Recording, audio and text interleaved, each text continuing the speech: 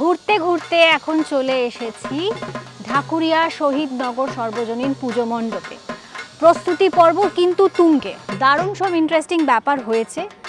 থিমটা কি সেটাও শিল্পীর কাছে জেনে নেব, শিল্পীর সাথেও আলাপ পরিচয়টা সেরে ফেলবো। তার আগে একটু মণ্ডপটা ঘুরে দেখি।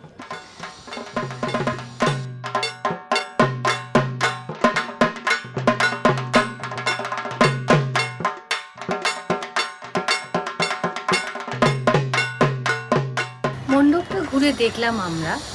এবার যিনি বা যার হাত ধরে এত সুন্দর মণ্ডপ সজ্জিত হচ্ছে তার সাথে তো আলাপ করতেই হবে। আলাপটা সেরে ফেলি। নমস্কার দাদা, কেমন আছেন? ভালো আছি। এই যে থিমটা এত সুন্দর করে সাজানো হয়েছে, এই থিমটা একটু যদি বলেন, থিমটা কি, তার সম্পর্কে যদি আরো বিস্তারিতভাবে আমাদের দর্শককে যদি একটু বলেন তাহলে খুব ভালো হয়। থিমটার নাম হচ্ছে উমা এলো পারে। এখানে উমা আমাদের মা, পার বলতে হচ্ছে নদীর পার বা সমুদ্রের পার। আবার পাড়টা আমার কাছে একটা অদ্ভুত জায়গা, সেটা হচ্ছে আমাদের এই মাতৃভূমি, যেখানে মায়ের আরাধনা হয়। এই সময়টা সারা পৃথিবী থেকে মানুষ চলে আসে এই কটা দিনের জন্য, মায়ের পুজোর জন্য চলে আসে, সেটাও একটা পার।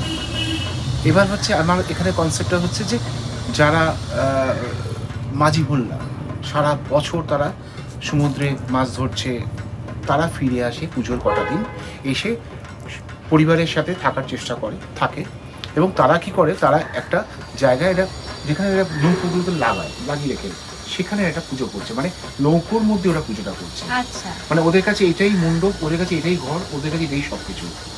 এবং এই ছোট্ট কটা দিনের জন্য, কয়েকটা সামান্য কটা দিনের জন্য খুব আনন্দ করে। সারা বছর তো তারা জলে কাটায়, শুধু আনন্দ করার জন্য তারা ফিরে আসে এবং পরিবারের সাথে থেকে একটা পুজো করে।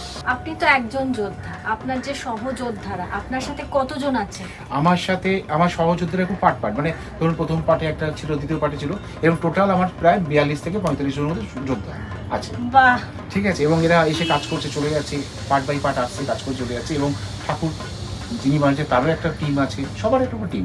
এবং এই কটা দিন মানে এই এতগুলো মানুষকে আমরা একটা জায়গায় করতে পেরে এবং হ্যাঁ সৃষ্টি হচ্ছে, এবং তার সাথে তাদের রুজি রোজগারটা একদম।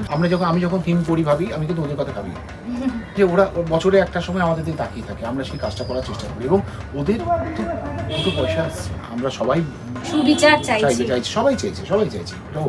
কিন্তু পুজোটা বন্ধ হলে কিন্তু সত্যি ক্ষতি, অনেকের জীবিকা বন্ধ হয়ে যায়, এটা আমি মনে করি।